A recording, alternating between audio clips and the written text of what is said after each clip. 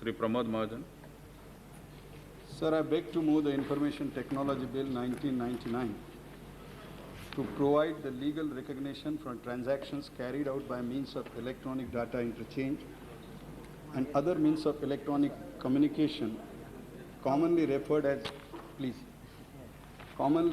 as electronic commerce, which involve the use of alternatives to paper-based methods of communication and storage of information to facilitate electronic filing of documents with government agencies, and further to amend Indian Penal Code, the Indian Evidence Act 1872, the Bankers' Book Evidence Act 1891, and the Reserve Bank of India Act 1934, and for matters connected therewith and incidental thereto to be taken into consideration.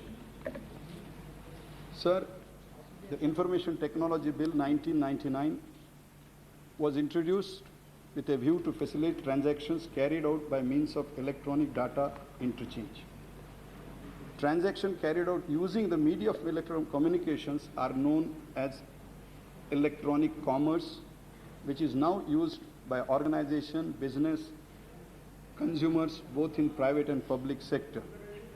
It is thus necessary that this alternative to paper-based method of communication receives a legal sanction. This bill also provides for legal recognition to the digital signatures and documents filed electronically. The enactment of this bill would enable finalization of contracts and creation of rights and obligations through electronic medium.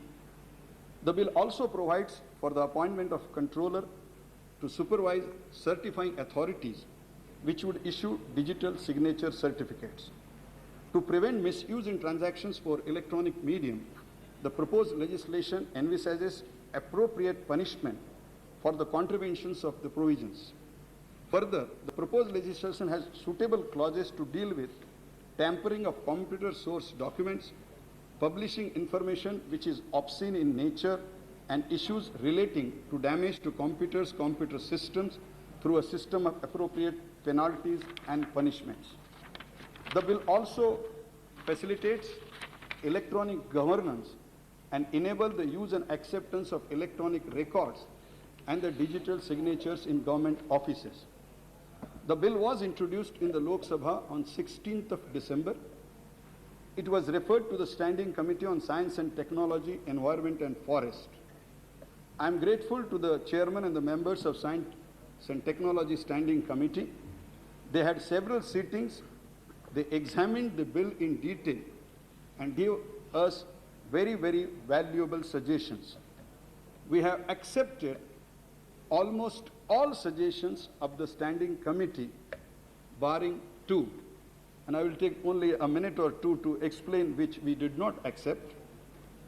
The Standing Committee suggested that a website or a portal should have a registration. We thought, sir, now having website and portal are done by even a 10-year kid, and that goes, the number goes in lakhs and millions, and to create a registering authority for that will unnecessarily create hurdle for the public at large, so we did not accept this suggestion. The second suggestion was that, sir, like ordinary cafes where the computers are used, it is called as a cyber cafe. And the suggestion was that a crime can be committed through cyber cafe. So any visitor who goes to the cyber cafe, his name should be registered, what he does should be registered. We thought that though the intention was very right to stop this crime, but same way, sir, the STD polling booths can be also used by criminals. But you don't have people going, every registered is kept, where he has made a call, what he did. Similarly, there are many places where such kind of crime committed, but you don't keep a register. So we thought that we should trace out the crime, but such kind of a register at a cyber cafe will create a problem for the people to use this cyber cafe, because basically cyber cafe is a place where a person who cannot own a personal computer and wants to take advantage of this new information technology, he uses it. So these are the two areas where, sir, respectfully, we disagreed with the Standing Committee's recommendation, and the rest of the all suggestions have been incorporated in the amendments. Lastly, sir, I would like to say only one thing. information technology, sir, for some people it is some kind of a scientific revolution. Information technology for some people is like to get money which is very easy to earn. Information technology for India is a way to become a superpower in next 10 years. But if you ask me as a layman to define what is information technology, I can only say, sir, information technology is the fourth generation of human communication. When the human society came on the earth, the first way of communication between us was gestures. When somebody smiled, we thought that he is happy. Second, the human race now brought up a spoken language. Then we came to a written language. Now we have reached to a digital language, which is the fourth generation of human communication. It is the fastest one. Now the more fast fifth generation of human communication is the mind-to-mind communication, and intellectual property rights of this are with Almighty God, and nobody else has this communication. So with digital communication, it is the fourth. And so, sir, when we moved from a spoken language to a written language, thousands of textbooks were written. We rewrote everything.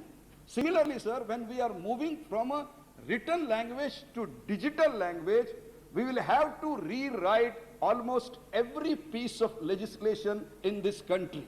I would like to recall, sir, if you remember, on the very first day of the budget session, the government wanted to submit the Subramaniam Committee report in a CD-ROM because we did not have 2,000 pages copied into 800.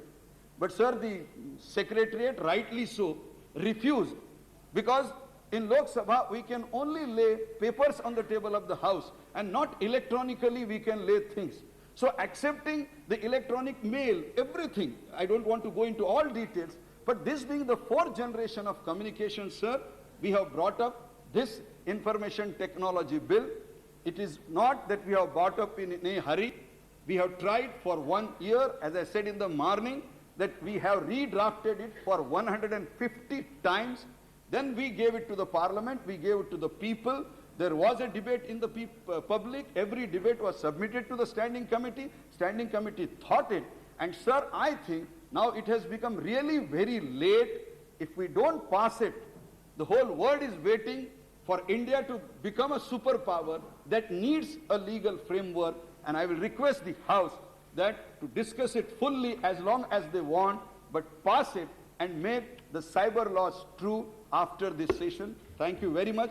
With this, sir, I request the House to pass this bill unanimously. Shri